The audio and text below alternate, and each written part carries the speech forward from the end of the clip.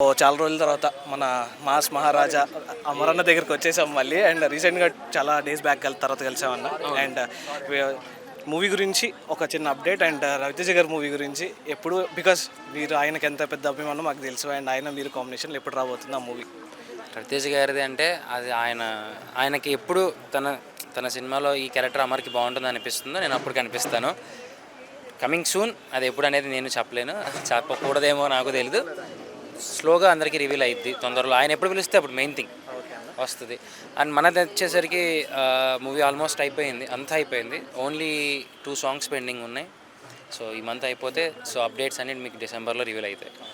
So actually last Bigg Boss runner రన్నర్ up.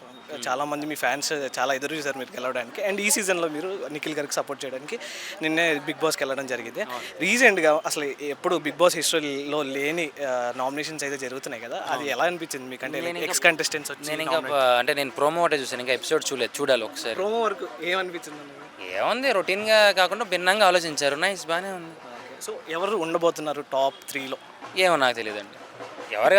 జనాలు ఎవరికి ఓట్లు వేస్తే వాళ్ళే ఉంటారు. ఓకే. సో అక్కడ నా అనే వాళ్ళు ఉన్నా ఎవరున్నా సరే జనం మెచ్చినోడే నాయకుడు. సో మిస్టేక్ కాకోకుండా కరెక్ట్గా ఓట్లు వేసి గెలిపిస్తారు వాళ్ళే. ఏమో. థ్యాంక్ యూ సో మచ్ అన్న. We're eagerly waiting to see you on silver screen. Thank you so much.